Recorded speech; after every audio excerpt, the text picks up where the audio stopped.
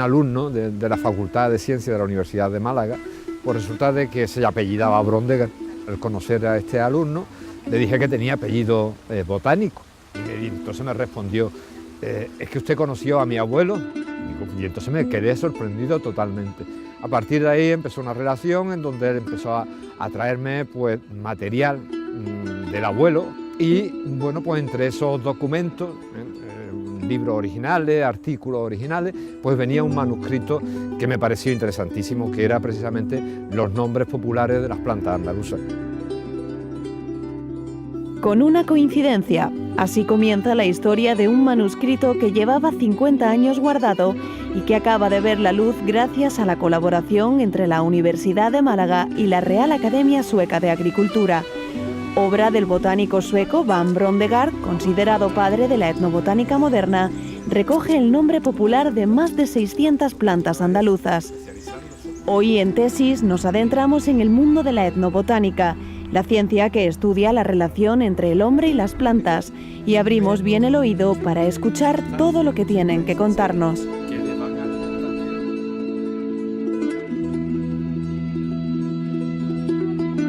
Brondegard es un danés que, bueno, que a principios del siglo pasado pues, empieza a interesarse en la granja donde nace y se cría pues, por las plantas que viven allí a su alrededor. A partir de ahí nace ya de niño un interés especial por el uso que le dan a las plantas y sobre todo la utilidad que pueden poseer. Entonces él se viene aquí, desde aquí escribe más de 1000 artículos y bueno, se enamora de la tierra y se da cuenta de algo fundamental, y es que Andalucía tenía una riqueza de conocimiento popular de las plantas como pocas otras partes de Europa. Concretamente él la define como donde más conocimiento popular hay de las plantas, y entonces a partir de ahí él escribe este manuscrito. Son 5 años de trabajo muy intenso a lo largo de visitar todas las provincias de Andalucía. Viene a ser la primera que se hace en Andalucía con ese carácter, ¿no?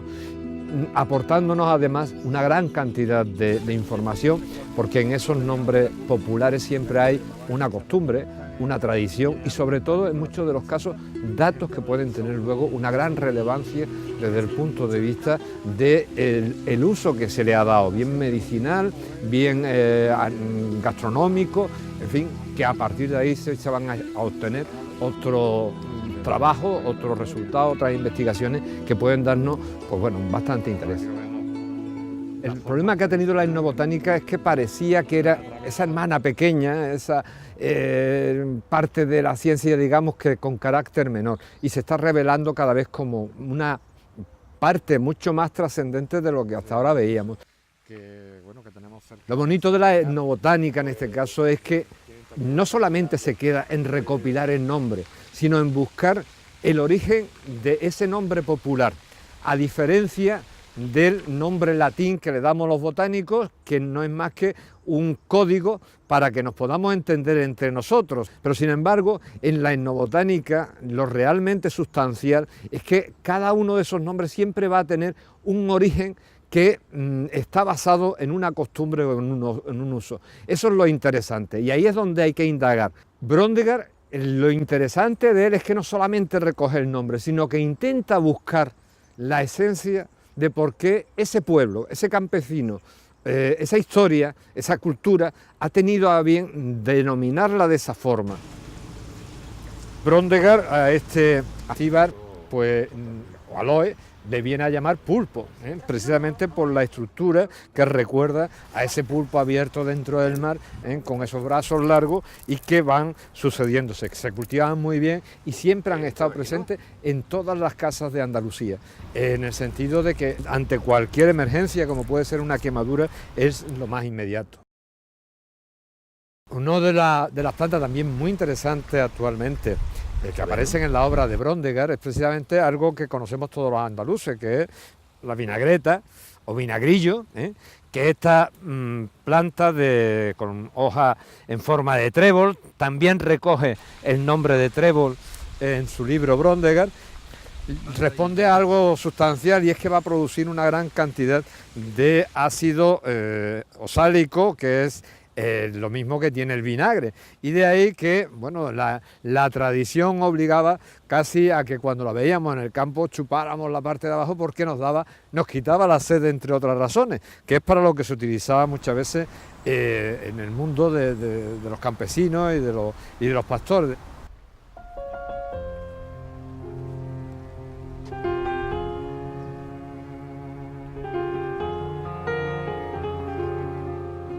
Este es otro ejemplo de plantas interesantes de nuestro territorio. Es la hierba de las coyunturas y recibe precisamente este nombre porque su utilización en lo que es la etnomedicina ha sido bastante frecuente, hasta tal punto de que si hoy cogemos algunos de los prospectos de los antitusígenos, encontraremos que hay una sustancia que se denomina precisamente efedrina, y viene precisamente del nombre científico que tiene y el nombre que ya le daban en los griegos antiguamente a esta planta, que era precisamente efedra.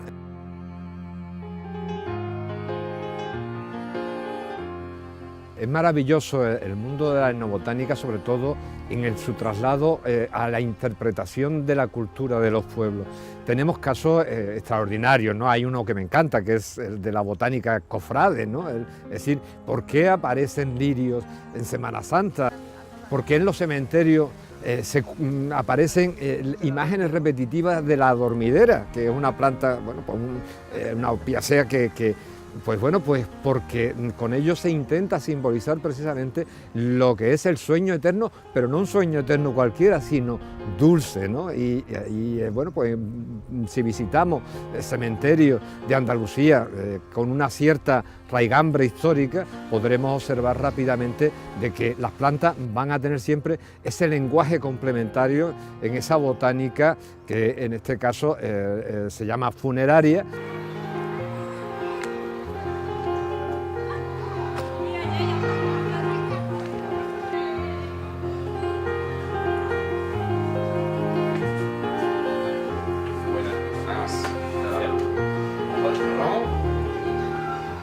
Si te pones a mirar los detalles, hay mucho elemento botánico, no en cuanto a número, pero sí en cuanto a contenido de simbolismo, ¿no? La botánica funeraria, con ese adjetivo, con ese apellido, digamos que sería una disciplina dentro del ámbito de las ciencias vegetales o de la botánica tradicional, que se encarga del estudio y el conocimiento de las plantas, árboles, arbustos, cualquier tipo de planta que tenga algún tipo de simbología y que sean las plantas más adecuadas tanto para estar en los cementerios como pues para decorar distintos espacios fúnebres. Prácticamente desde los primeros escritos griegos, romanos, ya esos pueblos y esas civilizaciones asocian su simbología a plantas. Prácticamente todas las culturas tienen sus plantas funerarias, ¿no? Ya estamos en la crista del Santuario de la Victoria, la Virgen de la Victoria, que es patrona de Málaga. Este es un lugar muy especial porque digamos que tiene un aspecto, bueno, pues bastante lúgubre. Era lo que se pretendía, era lo que pretendía la persona que promueve que se construya este lugar, que fue el conde de Buenavista, que según algunos historiadores está aquí enterrado, según otros historiadores no. Digamos que nos encontramos en un sitio único al menos en España, ¿no? Que tiene un estilo que le llaman los especialistas barroco tenebrista, rococó. Aquí y en toda la decoración de la crista destaca un elemento vegetal que es la hoja de acanto, el Acanthus molli. Estas hojas en la naturaleza, en los jardines, son espinosas, tienen unas espinas bastante importantes, ¿no? Y aparte sus flores tienen tonos morados. Son dos connotaciones idóneas para relacionarlas con la pasión de Cristo. La corona de espinas, el color litúrgico morado que se utiliza durante la Cuaresma, durante el Adviento, especialmente en la Cuaresma como color penitencial. Estamos en una de las zonas donde tenemos representado un elemento botánico funerario con connotaciones funerarias de los más importantes que hay en la crista, ¿no? Que digamos que es el árbol del bien y del mal, ese árbol que está en el Génesis, ¿no? En ningún momento el Génesis dice que aquel árbol fuera un manzano. Sin embargo, la manzana sí que estaba relacionada con la debilidad humana. Entonces, posiblemente los traductores, los artistas que empiezan a plasmar en cuadros o en bajorrelieves o en catedrales ese momento de Adán y Eva con un fruto, con el fruto del bien y del mal, lo pudieron relacionar con la manzana, y de ahí esa vinculación. De hecho, pues aquí podéis ver, pues efectivamente, ¿no?, que tiene toda la pinta de ser un manzano, ¿no? Además hay mucha más simbología. Esa serpiente que la muerte está tirando y arrastrando de ella, digamos que está relacionada con un poco esas redes de muerte, ¿no?, que aparecen en algunos de los salmos, y hay dos elementos humanos que tienen también toda la pinta de que pueden ser o que podríamos asemejarlos a Adán y Eva, ¿no? Él parece que tiene un fruto en la mano, como que ella se lo ha dado, tiene la mano abierta, se lo está dando para que él pues también coma de ese fruto, ¿no? A partir de ese momento, ese fruto pues se convierte en un símbolo de debilidad, es el símbolo de la tentación, el símbolo del pecado.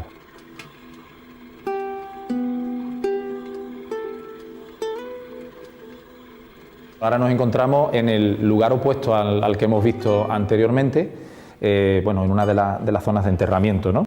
Quizás es la zona de la cripta donde más biodiversidad vegetal, diferentes especies, podemos encontrar algunas malvas, algunas manzanas, incluso por ahí se intuye alguna granada, todas ellas con gran simbología y trascendencia hacia la vida eterna, hacia la inmortalidad.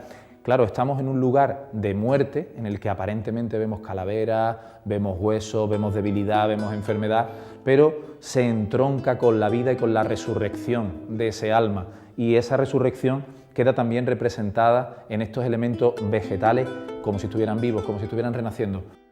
Quizá uno de los elementos que más destaquen sea este cuerno de la abundancia, ¿no?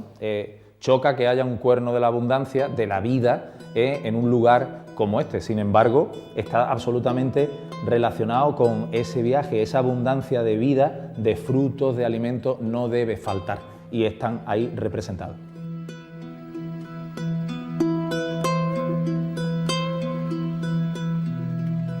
Todas estas cosas que estamos comentando, relacionadas con la simbología, que no están basadas en el método científico, quizás los científicos más puristas pues no la consideran como tal ciencia, ¿no? Sobre todo esta parte que estamos comentando de lo simbólico de las plantas, no deja de ser, pues no está basado en ningún método científico, digamos, ¿no? Esta planta me evoca tal cosa, este color me evoca tal otra situación. Quizás esa haya sido una de las razones por las que se haya considerado pues una ciencia menor. Las plantas parece que son elementos estáticos, que son elementos casi inertes, pero todo lo contrario. Tienen algunos árboles la suerte de ser testigos de cientos de acontecimientos históricos. Nuestra vida es mucho más corta y hay árboles que pueden tener 1200 años, 1300 años, por los que han pasado cantidad de historias, ¿no? Precisamente aquí, pues en la cercanía de este lugar había lo que se llamaba el huerto de la Cíbar, el aloe, ¿no?, donde llegó Fernando el Católico a reconquistar Málaga, ¿no? ¿Cómo sería aquel lugar? Me gustaría recordar o haber podido estar en ese lugar. Las plantas nos cuentan cosas, lo que pasa es que hay que saber también escucharlas, hay que saber acercarse a ellas, hay que saber qué nos dicen y qué podemos aprender de ellas, ¿no?